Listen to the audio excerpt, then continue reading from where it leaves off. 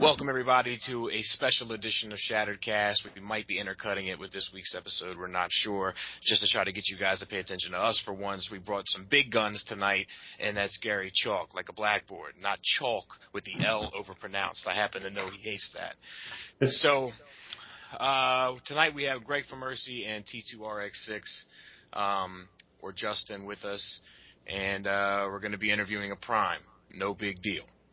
So, without further ado, I just want to say that all of us are fans. We're all very much well aware of all that you have done for the franchise, and we're honored to have you as a guest. Well, thank you very much for having me here. Our pleasure. So, Mr. Greg from Mercy, would you like to kick this thing off? I will. I had one question, since we're playing him up as a Prime. Go ahead. You've been involved in a lot of franchises. Yes, I have. Like Masters of the Universe, you've done a couple of those shows. G.I. Joe, you were involved. Sonic, yeah. Transformers, of course. You've played some lead characters in a couple of them, but they've been characters that people have played before you. So when you step into that role, do you feel sometimes like you have to hit a standard, almost like fill someone else's shoes, or do you feel just open, like that's your role, you're going to run with it how you see fit? Well, it's a funny thing, no disrespect to the former players, but I like to, when I go into to do anything, it doesn't matter what it is. I mean, I'll have a listen and to see, but for things like Beast Wars or Beast Machines, Beast Wars, whatever you want to call it, it was basically a new iteration of an old character. Mm-hmm. So I decided that because he was no longer a truck and was a gorilla, that I was going to create a new, more human or more, a more emotional character than the original Transformer. And with He-Man, I looked at the original He-Man cartoons, and the guy who voiced the original He-Man had a great voice, but he had this weird delivery. He goes, we can learn from living from time travel. No, he goes, time travel is only make believe. But we can learn from the past. Until next time, I am here with my battle cat, Cringer. And I'm going, dude, lighten up. Loosen up. And so I just did something that was just a bit less, I guess it was less stodgy. It was a bit formal, right? Where, I almost wanted to put my hands on my hips and strike a heroic pose. Instead of making the character more, to my mind, nuanced. Some of the other ones, I filled in Dr. Robotnik on Sonic the Hedgehog, because Long John was unable to do it anymore. And luckily, we have very similar voices. When, our speaking voices are quite similar, and I'm also a Brit, so it was, no big deal to go, I hate that hedgehog. Ground up, scratch, come here. That sort of thing. Nice. So I filled in that one.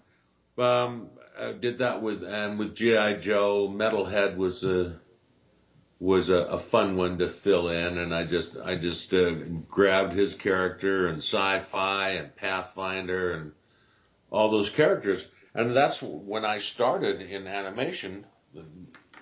One of my first shows was G.I. Joe, and basically it was doing somebody else's voice. And so I've done that a few times. I've actually done it on television a few times. I don't know if you've ever watched Highlander. Oh, yeah. Well, and there's an episode of Highlander when McLeod is on trial for something. And one of the people from the council was an American fellow who guest starred when they were shooting the show in France. And what had happened is that he had done the show, but because of the nature of the sound, they had to dub half of his performance. on the show. But at the time that we were going to do the dubbing, or he was going to do the dubbing, he was in a hospital for open heart surgery.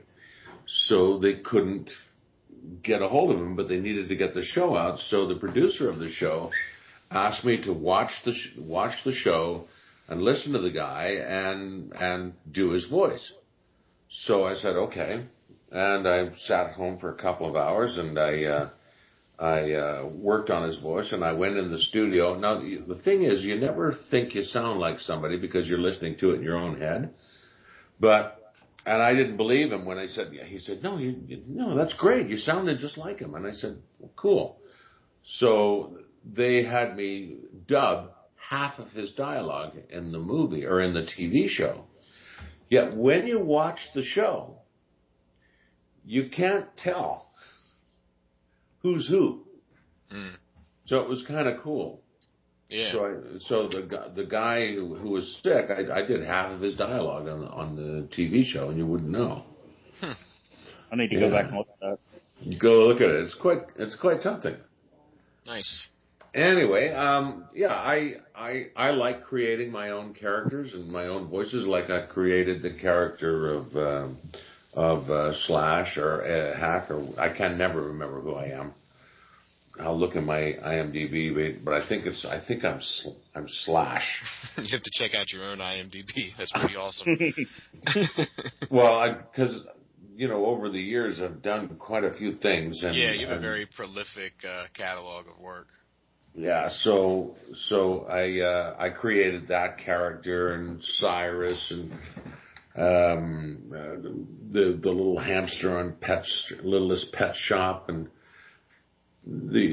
created a lot of my own characters, but in the beginning of my career, I copied a lot of. Another one was a guy Lenny in a thing called Kissifer, which is sort of a baby name for Christopher, and it was a kids show, and I played Lenny the Warthog, and I did him as Rodney Dangerfield, one of the. Hey, I'll tell you what. Look at this over here. I'm telling you, Lenny, this is the way it's got to be done. And it was a fun show. Nice. But there you go. But I like creating my own, and it's kind of it's another skill to mimic somebody else and do somebody else. So there you go. Nice. So, Greg? Well, I had another question. Yes. I hate to dwell too much on Beast Wars in that area, but I did have one more question. It's Hasbro's property, and we know that. That's the whole reason that you guys were doing the show. Yeah. But how active were they when Beast Wars and the Armada, the trilogy? How active were they? Like, did they ever send guys like suit and ties into the studio to like coach you? Because they're selling toys, obviously.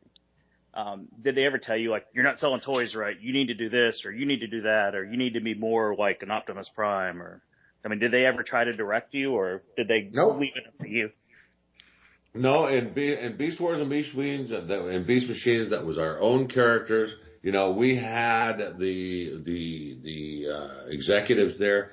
Hasbro showed up a few times, and, they talked to us, but they never told us to be more like this or be more like that. We had gone through an exhaustive screening process from the beginning, and then finally it boiled down to me and David Kay for Megatron and Optimus, and they were quite happy with that. I don't think they were too happy with me in season 3, because I think it was season 3 or season 4 when we got all navel gazy, and that was not fun. But there you go.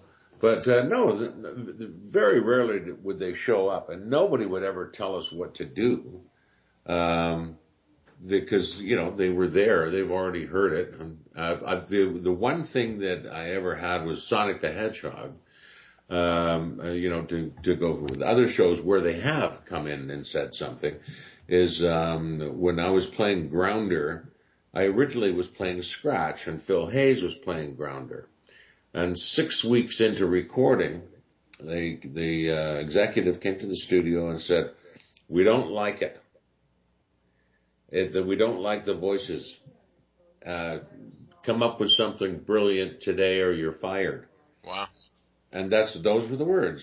And I said, "Well, okay." And we were recording that day, so we tried all these different voices, and they go, "Nope, don't like it. Nope, don't like it."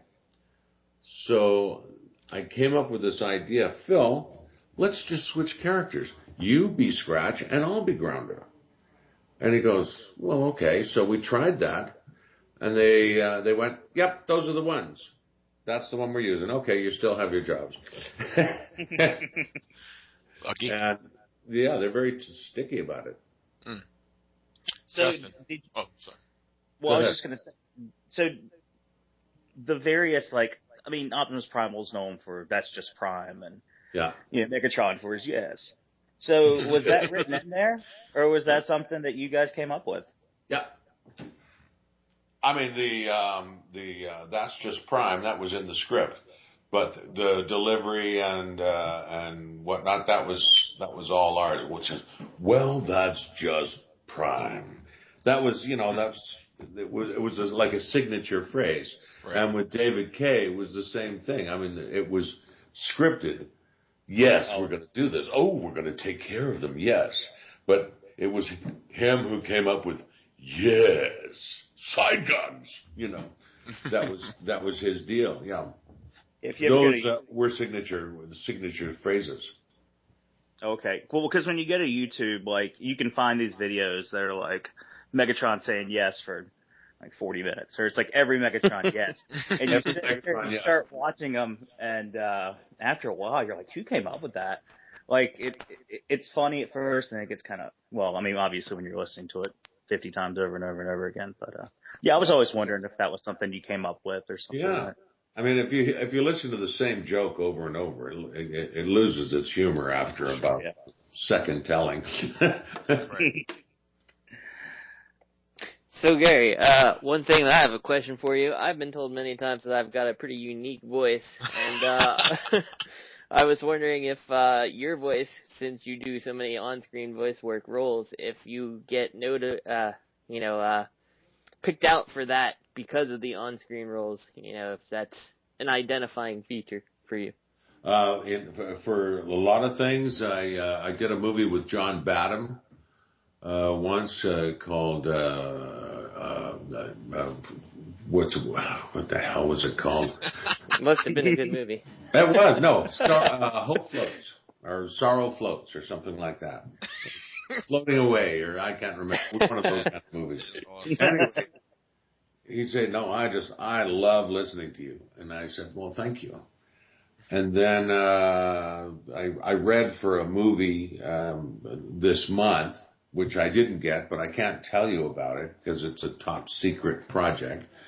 But I think I might still have a part in it later on, but as a voiceover rather than on camera. And the director, who was a British director, after I'd finished my audition, he goes, "My God, you have a magnificent voice." And I said, "Well, thanks. Do I get the part?"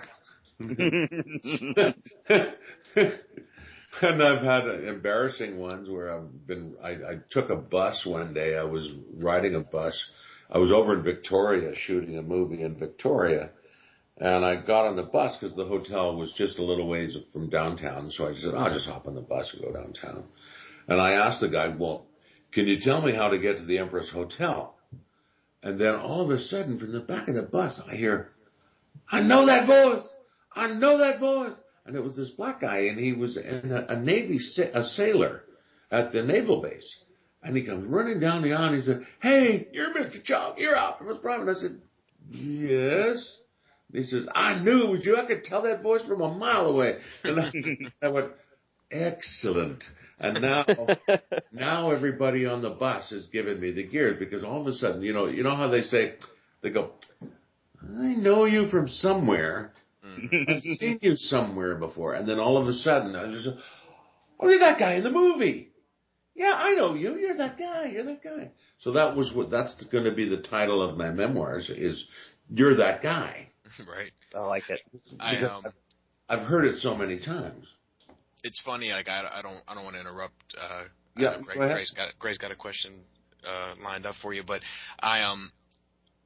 Beast Wars came about for me when I was growing out of cartoons as a kid, and so like I didn't follow it then. I've actually just watched it not too long ago for the first time, and when I was listening to it, I was like, that sounds like the guy from The Watchmen. It was like the opposite. That's funny. Yeah. Because it was the guy from The Watchmen. Right. I know.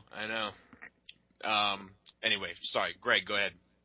So, being involved with Transformers as long as you were, and more serious, I mean, I guess you've done the character more than anyone else has as far as episodes go.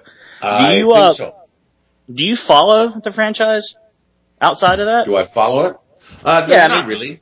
I mean, I've seen about 2 or 3 episodes of Prime, and it didn't really do it for me, so I didn't watch it. But I'm an old guy. I mean, I guess if I was like younger, I would like it. But I mean, I liked it, but it's just it was not holding my attention. But yeah, I have watched other shows, and because I like to see what the guys are doing, and I love to see what David Kay's doing, and Peter and all of them, and I've got to keep up on it because. Well, and that's more so what I meant, just kind of seeing how all these people you've worked with and. Oh yeah, no, I just adore them. They're a great bunch of people to work with, and so much fun to hang out with, and so I like to see what they're doing and keep on the up and up. I talked to David Kay the other day, and he's doing okay. He's just slamming away. He didn't get flooded out or anything from the big rainstorm they had down in L.A. Last week. So, I'm not a big cartoon watcher. I like to watch the occasional show, but the things that I'm absolutely wired on is Family Guy. I love Family Guy. I love American Dad. It's fun. I love that. What's that show? Carter. It's almost like an animatic, a rotoscope show. Archer. That one kills me. Yeah. No, there's some fun shows out there, but those are the only ones I watch. Some of the new cartoons I don't get them personally, but there you go. That's my whole thing. I mean, I've watched a lot of them. If you're laughing at Family Guy, you're definitely keeping up with the times, so I wouldn't worry too much about that. I actually auditioned for a Seth MacFarlane cartoon last week. No kidding. But another one, top secret, super secret. Right. I'd be surprised if you didn't get picked up just on the fanboy strength, because it's obvious that he comes from that same school of fanboyism that we all do. Yeah, well, I hope so, because I'm thinking it's like a shot in the dark. They're looking for a new character for this show, and they're talking to a lot of different people. Gotcha. But I stuck my tape in, and hopefully the powers that be will say, no, I'm listening to this guy. It's kind of fun. All right, he's in. Yeah. Right. So you've heard it here first. They're going to kill off Stewie, and spoilers. No, they can't. It's the number 1 character. I love that character. It killed me when they killed off Brian. I just absolutely adored Brian. Yeah. I thought he was absolutely the best. But, luckily for us Transformer nerds, much like Prime, we knew he was coming back. Yeah. Greg, go ahead. I'm sorry, buddy. I keep cutting you off. No, you're not cutting me off at all. I mean, I'm here to hear the man talk. To talk to the man. That was a show we came up with 20 years ago. Man talk.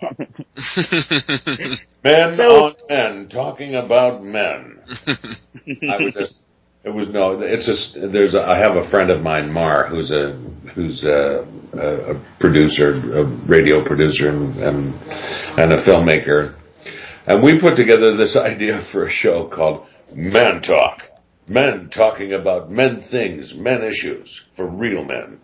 And it was a sort of a standard gag. And that was like 20 years ago. And then they came up with Man Talk, or The Man Show on Spike. But we had that idea like 20 years ago. And I thought, we've got to put this on radio. But then he ended up moving to L.A. But still, I saw him the other day, and the first thing that came out of his mouth was, Man Talk. Two men talking about men. It's just, very funny. Nice.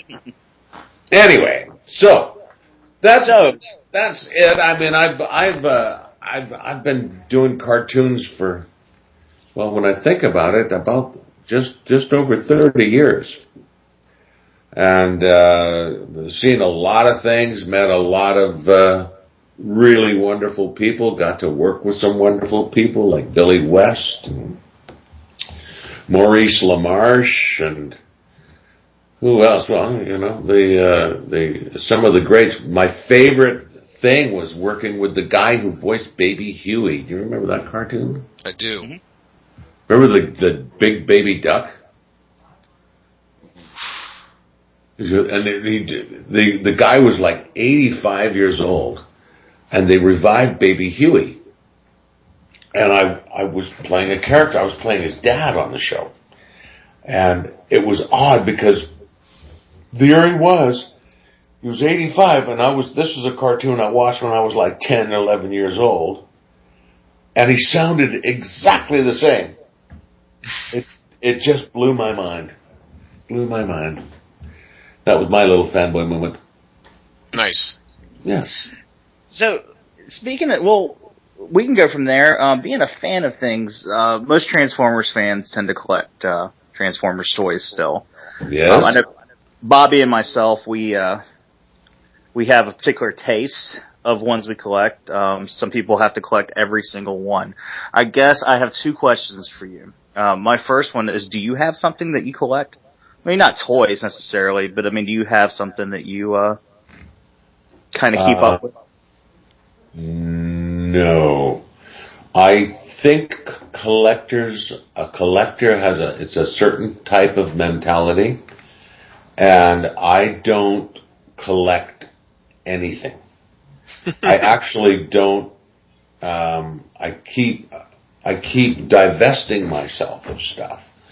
Like I get a lot of toys from, the cartoon shows, and I think I've only got probably 8 toys left. I've given them all away to charity, to the Transformer convention things, because basically, I mean, I like them. I have one or the other, but I don't have a real emotional attachment to them. And I look at it and I just go, yeah, that's really nice. This is cool. I like this, but I don't hang on to it. And I guess I've never been a sentimentalist that way. About the only thing that I've held on to, and I've held on to every single one that I've owned, is guitars. I've never been able to part with a single guitar of mine. I think that counts. Huh? Does that count? I think that counts.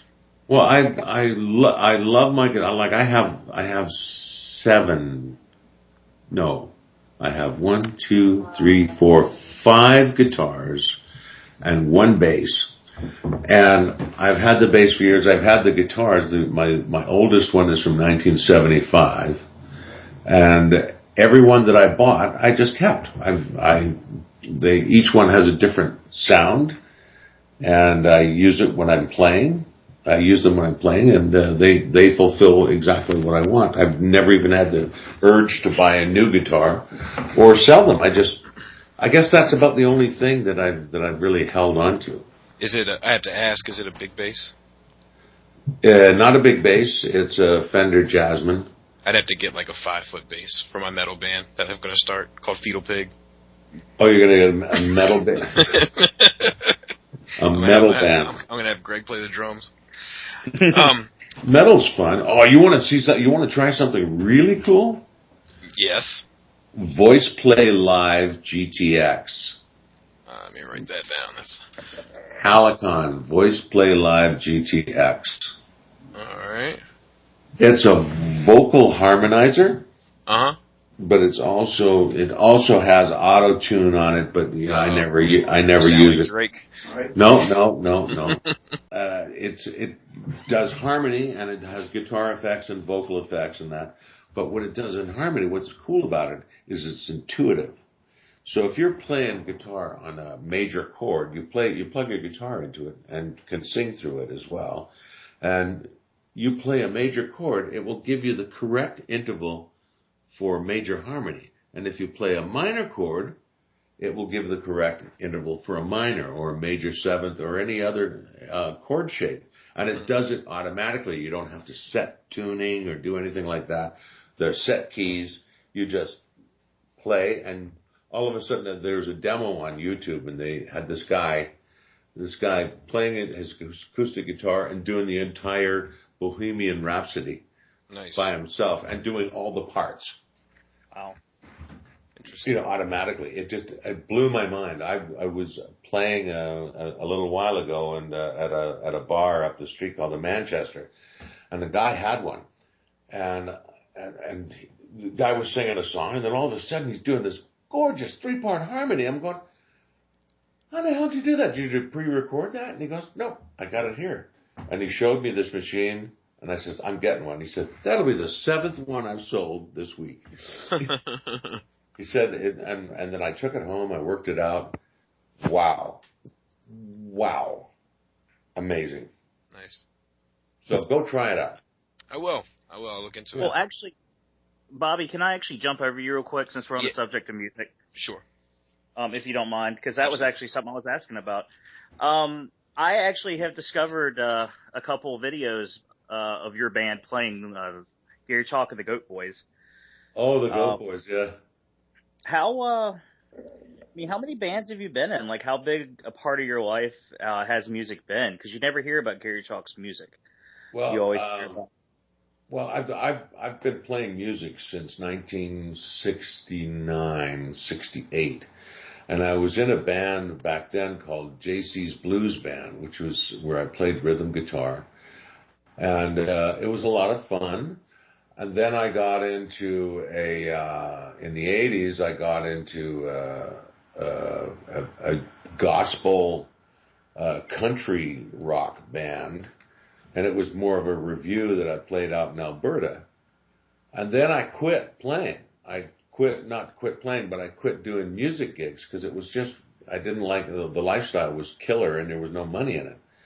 And my film career and voice career took off, so I stayed with that. And then about 5 years ago, I got back into music and started performing. And I went, holy crap, how could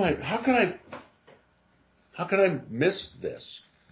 How could I not do it? And now I do it every week. And then I've met up with a whole new raft of musicians. And the Goat Boys, this guy Dan Martin, a terrific songwriter and a rocker extraordinaire.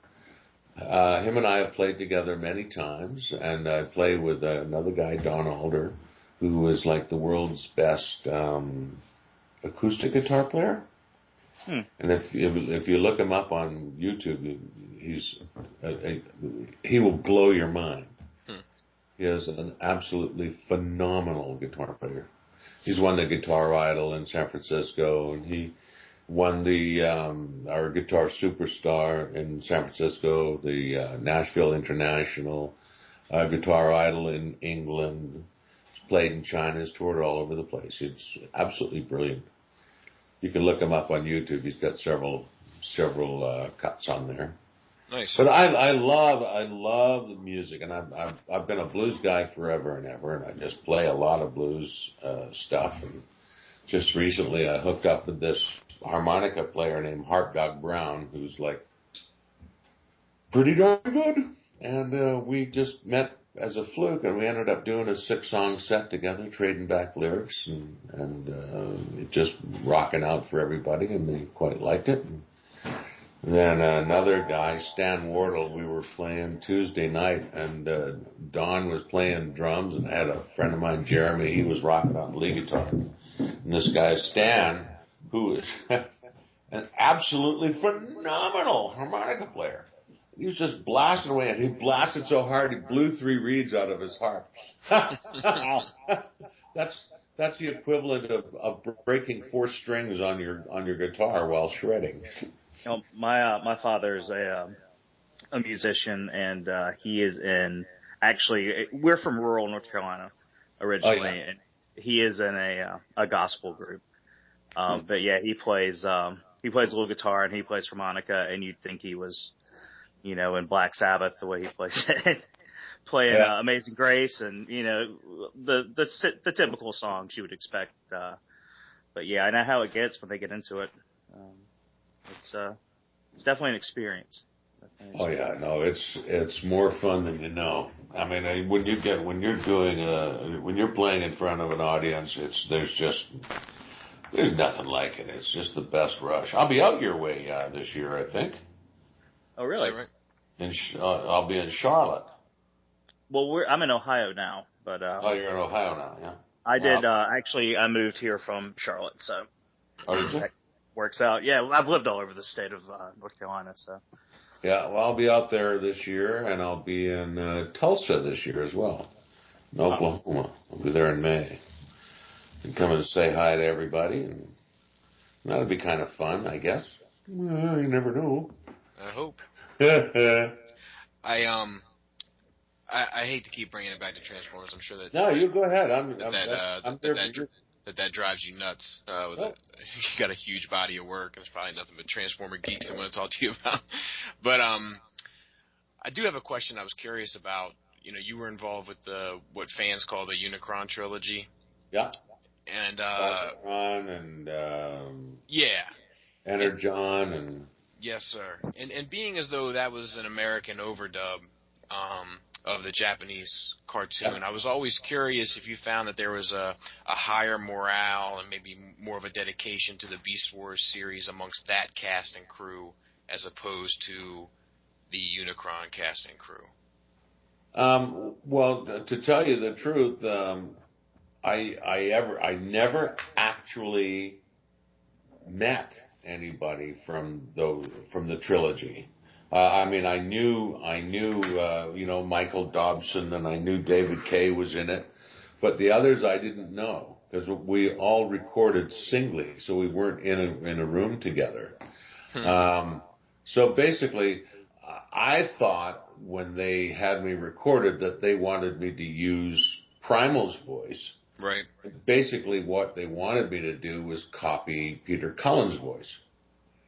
But in my dimness, I didn't get that, and I was going, well, can't I just add, you know, my own stamp? He said, no, we want this, and so I tried to do that, but I've never been a huge fan of Prelay. It's just not Prelay of ADR, right? Because it's just like. Well, because the performance has already been set, and basically what you're doing is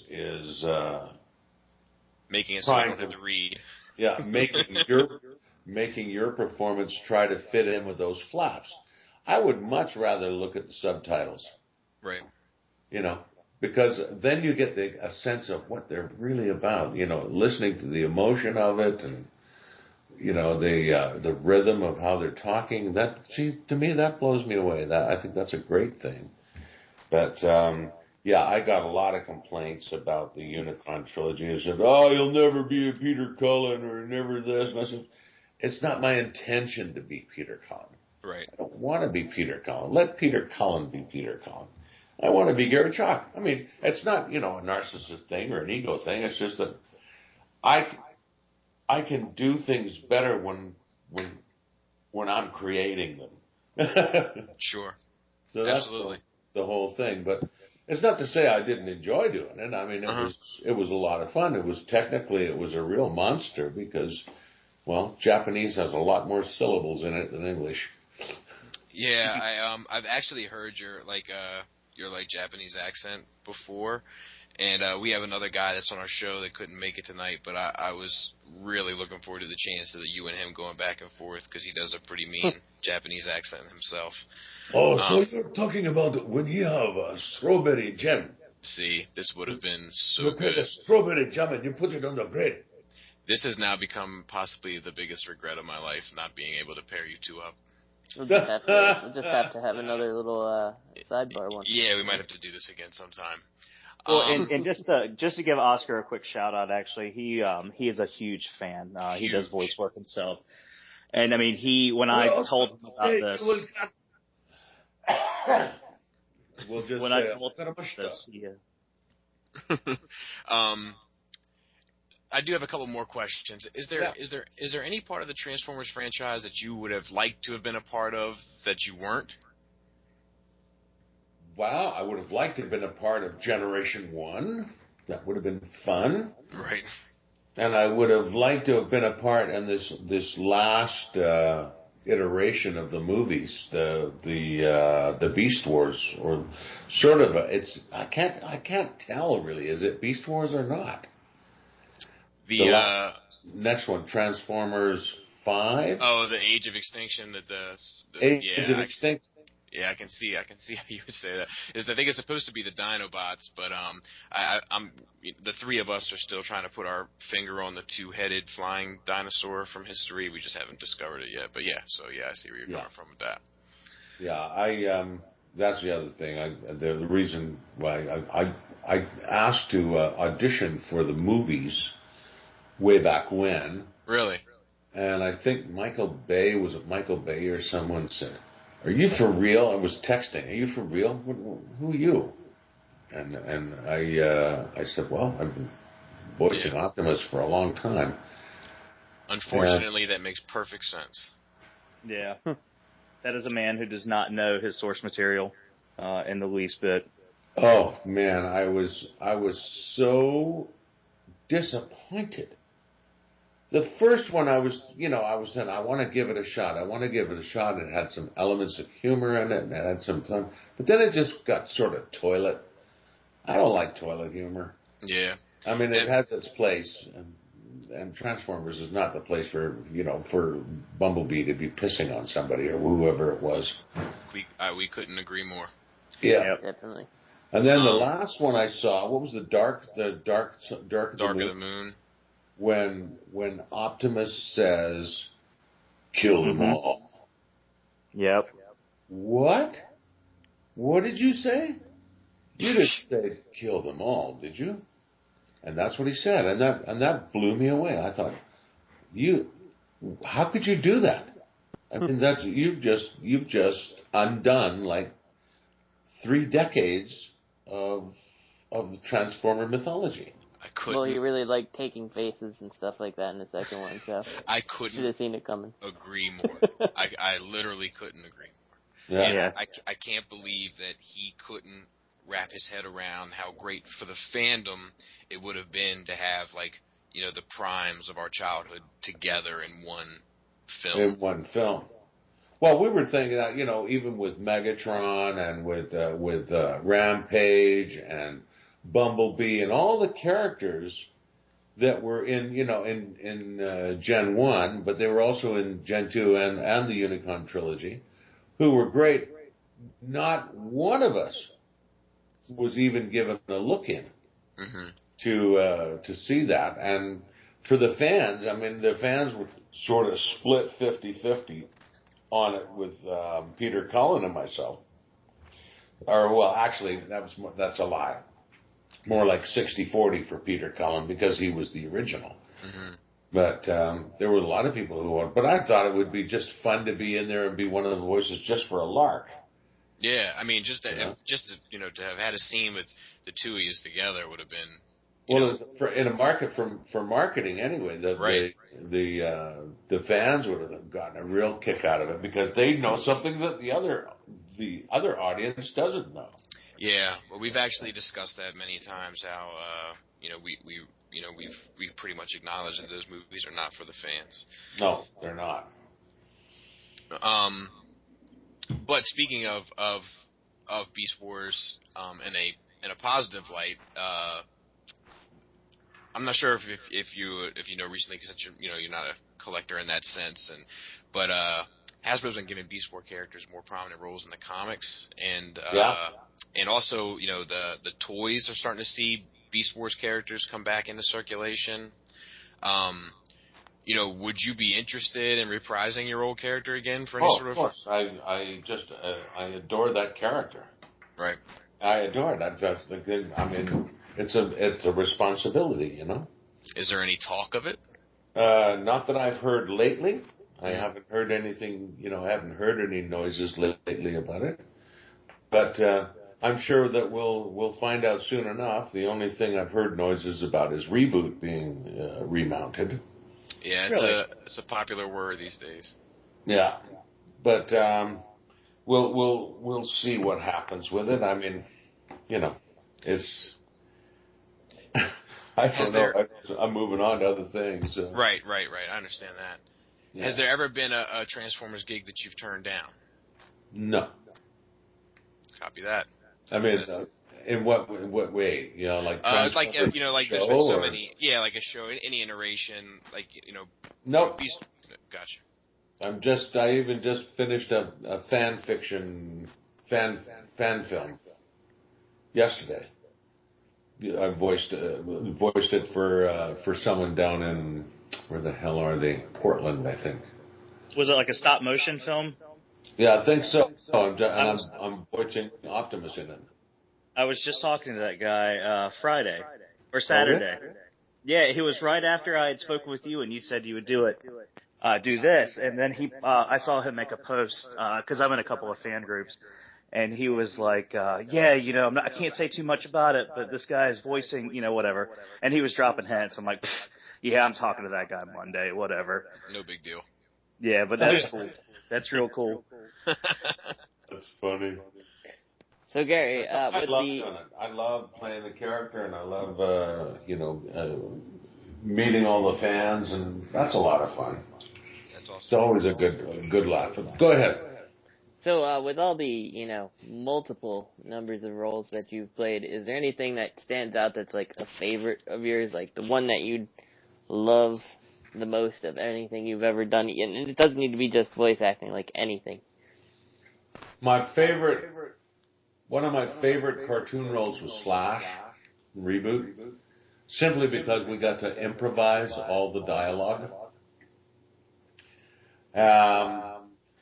I also had great attachment to Metalhead and G.I. Joe because he was just so off the wall, and I got to sing heavy metal songs. I had the Metalhead's theme song. It was all shredder heavy metal. It was very fun. And what else? Loved Optimus in the first couple of seasons with Rat Trap and Cheetor. Love the relationship between us all. Mm-hmm. And I just loved doing that show. I mean, it was a great fun. But as far as just like laugh out loud comedy and ridiculous in the studio, I think I would go for Sonic the Hedgehog because the Transformers wasn't really funny. I mean, it had funny moments, but it was more of a drama. Mm-hmm. Whereas Sonic was just loopy. Right. And we did some stuff in there that,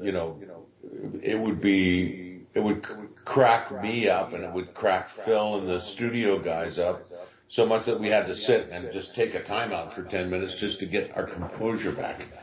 There was some funny stuff going on. But I can say that, those particular ones stand out in my mind. But as far as doing cartoons go, I've been doing cartoons for 30 years, and I still get up in the morning. Like this morning, I got up and I went to work I was working on Superbook today. And I got up this morning and I said, Yahoo, I'm going to work. Nice. And I never get tired of it. You're kind of known to be a pretty accessible celebrity from a fan perspective, Mm-hmm. and that's very admirable. But I've listened to a number of your interviews, and I came across one today that makes me have to ask this question. Okay. Has it ever created awkward moments that makes you, maybe want to be more elusive and not so accessible? Oh, there's a few. There's an individual who was sending me long letters and demanding my time and giving me a hard time on Facebook and calling me names. I'm sorry. But it got you here. And then going, I'm sorry afterwards, and I'm going, oh. And then one day I just went block. And I just dropped them from everywhere. And then there's other moments where you're walking down the street and somebody goes, excuse me, Mr. Truck, could I just ask you one question? And I said, what? And he said, you're Optimus from the Transformers, right? And I said, yes. Could I just ask you one question? And I said, okay. Well, 20 minutes later, I'm going, dude, I gotta go. And I said, yeah, but can I just ask you one more question? And, sometimes that can be a little unnerving, but you know what? I really don't care. I mean, if you want to talk to me and have a great time, that's great. I don't care. But sometimes you have to draw the line between and being a fan and being a pal and being able to talk about things and being accessible, and then all of a sudden make it into a personal friendship. And I've done that with some because they are really good people and good friends, and I've remained friends with them for just almost 2 decades, and that's okay. But I cannot be, as I say, I cannot devote my energies to your personal life or your personal beefs or why I don't call, because there are 5,000 people on my list, and I try and talk to everybody that I can, and sometimes I just can't talk to everybody. I just don't have time because, sorry, I have a life. Right. I have to work, and I have my own friends and my family and, all the stuff that I have to do in my own life. I mean, it's great to, talk on Skype or Facebook back and forth. But quite honestly, I don't want to get involved in your personal life because I just don't have the time or the energy for it. I mean, I'm an old shit. I'm an old fart. There goes my ideas for the after show discussion. What's that? No, I was going to vent to you about all my problems. Oh yeah. Well, back when I was 6. We all have our problems. You know what I'm saying? We all have our crises. We all have our tragedies, and we all have our triumphs, and those are great for you. Right. You know what I'm saying? I do know what you're saying. But if you have someone who has invested their time and their life in your life, then great, you can share all that. But my investments are limited. Right. I hear you. And I'm accessible to basically anyone, and it doesn't matter who they are. And because it doesn't cost anything. That's what I'm saying, is it doesn't cost anything to be kind, and it doesn't cost anything to give some of your time. That's pretty awesome. Because that's why you're there. And if it weren't for those people who are asking for your time, you wouldn't be where you are. And the price of the price of fame is that everybody wants a piece of your time, and because they have enabled you to be where you are, then you are obligated to give a little of your time. It doesn't matter, even if you just acknowledge with a handshake or a wave or a hi, anything like that. It's acknowledgement that's key. That was extremely well put. That was. I think I'm a bigger fan now. I Hearing you say that. Well, I do a little bit, and not to, we have one more question for you, and we'll let you go. But I'm involved with sports people as a side job with my significant other, and we do a lot of autograph signings and things because that's part of our job. Yeah. And you meet some of these people that just got out of college and they just got done playing and they think like they're, the most important people in the world. Yeah. And then you get back and you meet these guys that played like in the 60s and 70s. And they're like, why do people still want my autograph? Like, why? And they're just the most humble people and they have more stories.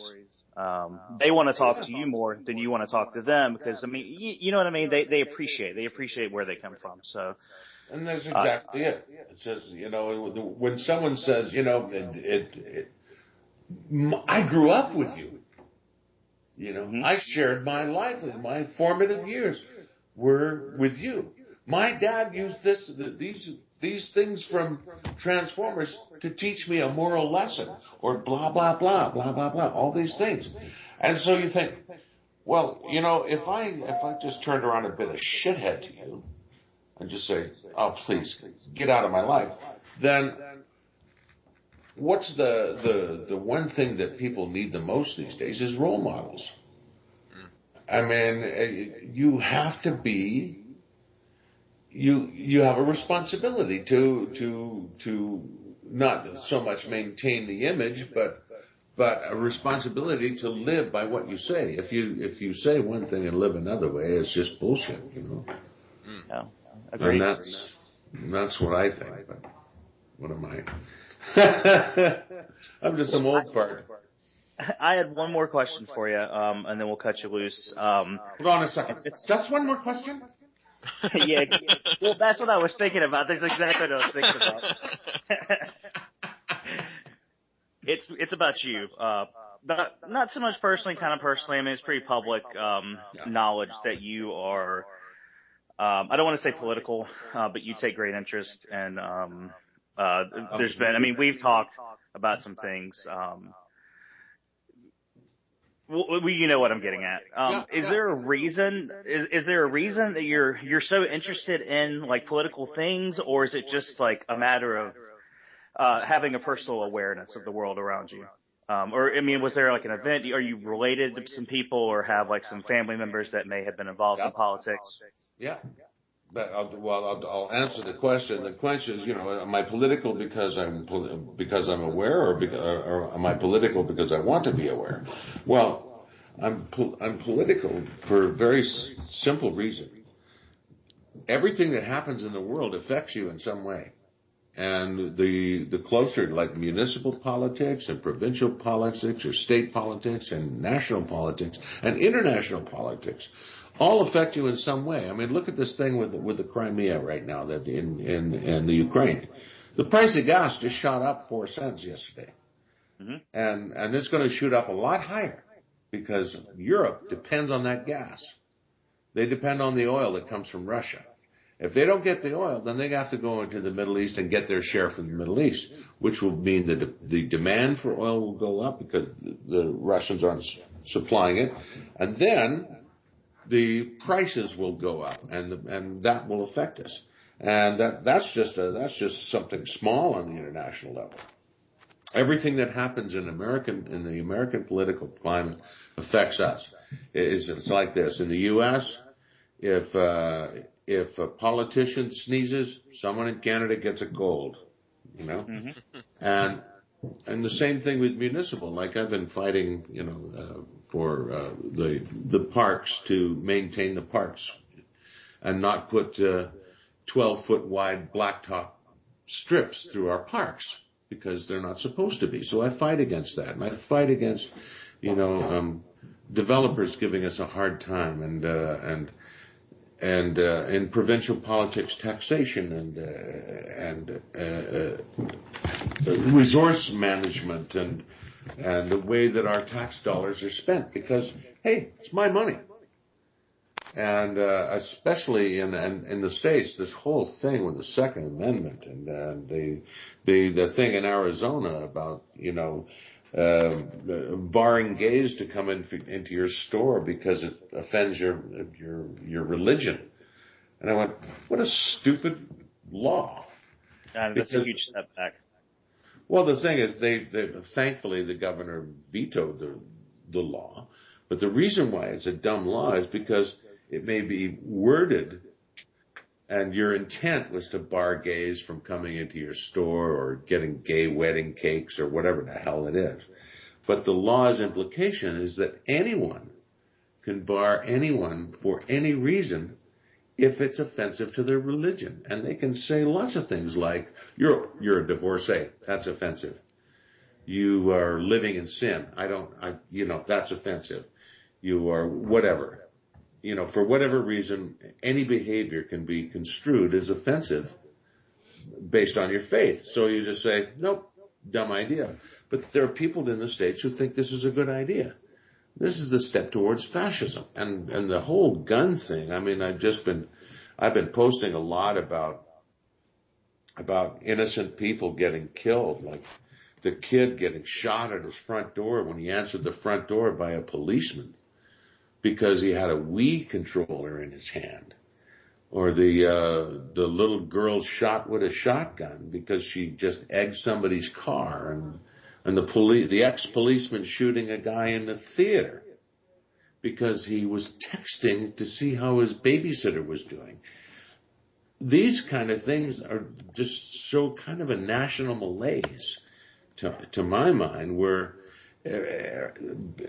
there are certain individuals out there who want to have kind of a gunslinger Wild West scenario for America, where every man for himself, everybody's out there to get you, protect yourself. It's just like a siege mentality, and I think that that's fundamentally flawed.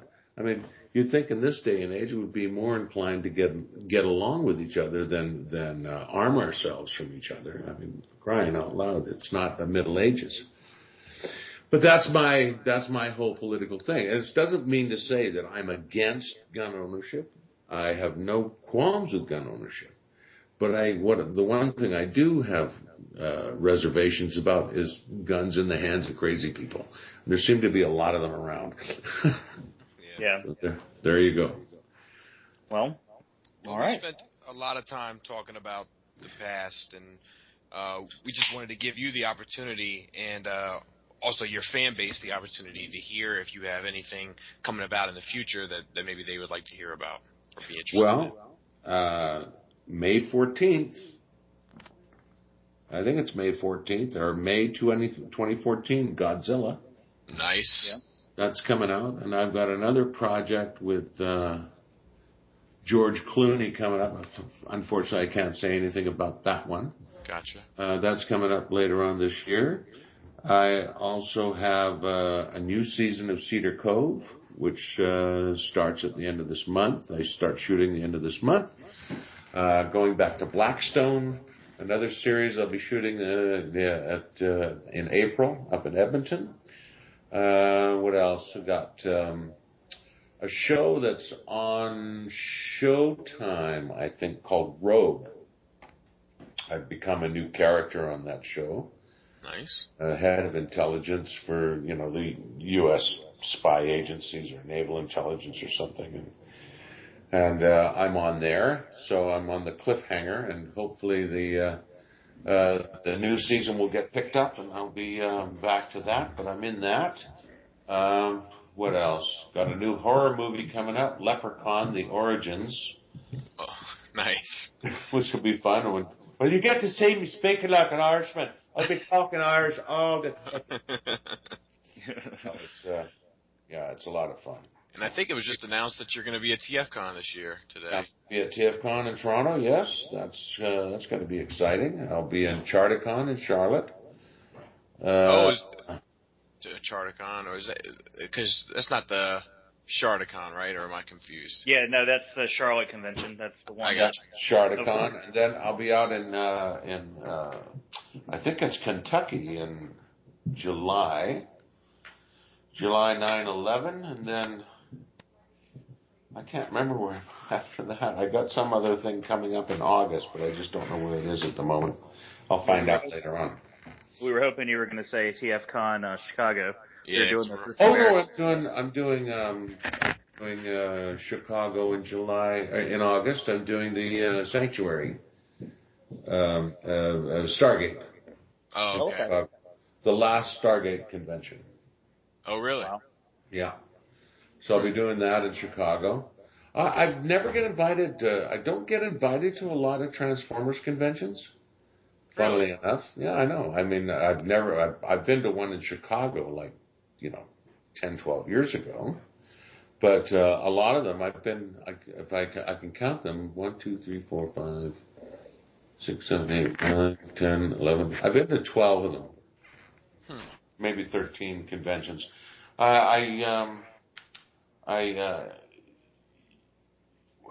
There were times, when they would invite a lot of people, but funnily enough, they wouldn't invite me. I don't know. Maybe it was a Hasbro thing. I don't know. They said, no, we won't.